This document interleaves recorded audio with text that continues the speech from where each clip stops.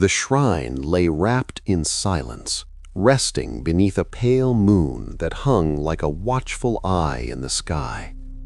Stone walls, old lamps, and prayer-worn paths slept peacefully, but Zahid did not.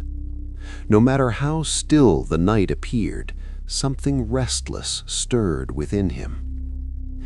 He rose quietly and stepped into the courtyard. Moonlight washed over the stone floor, turning it silver and cold.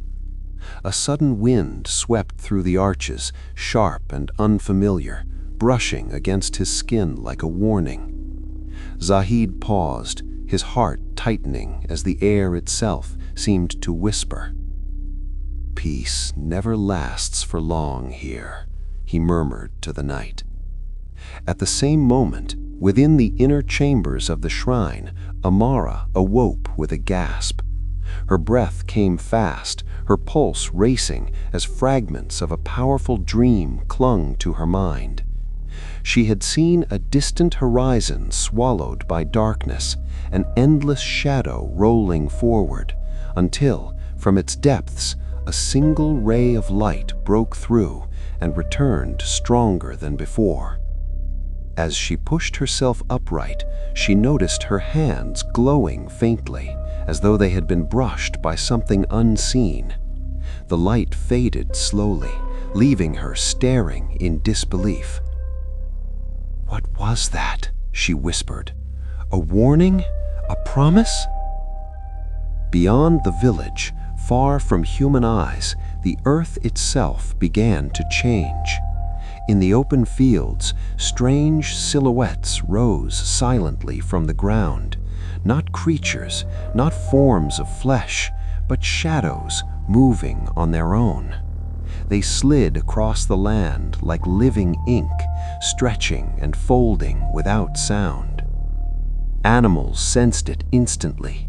Dogs fled into the darkness, livestock broke free of their pens, and birds fell unnaturally silent.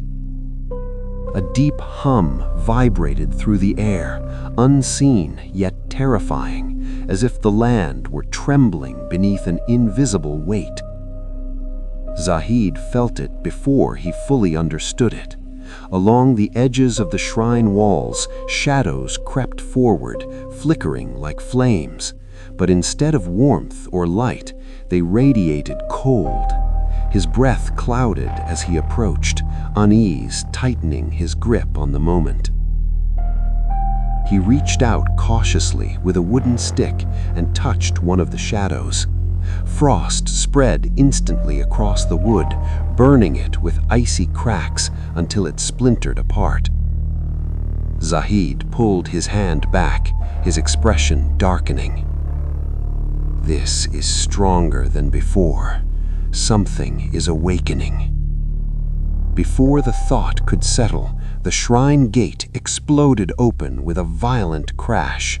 An exhausted rider stumbled inside and collapsed at Zahid's feet. Zahid recognized him immediately, the same messenger who had come before, but this time there was no letter in his grasp. Instead, he carried an ancient map. It glowed faintly, pulsing like a heartbeat, as if alive. The rider struggled to lift his head, his voice barely more than a breath. "Zahid, you must return. The light, it calls for you."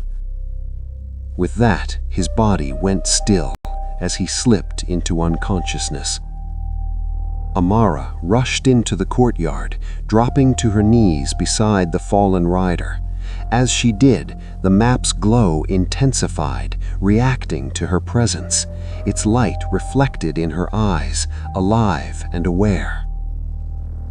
Zahid stared in disbelief. "The map," he said slowly, "it recognizes you." Amara lifted her head, her voice calm but unwavering.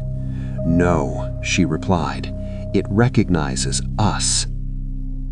Around them, the shrine lamps flickered violently as the shadows thickened beyond the walls. The air grew heavy. A distant rumble rolled beneath the earth, the first true sign of a new darkness rising. Zahid and Amara stood side by side, the glowing map suspended between them like a shared destiny. "We left the past behind," Zahid said, his jaw tightening, "but it's calling us back." "Then we return," Amara answered, her eyes steady. "With strength we didn't have before." The ground trembled once more, deeper this time. Zahid clenched his fists, his resolve set.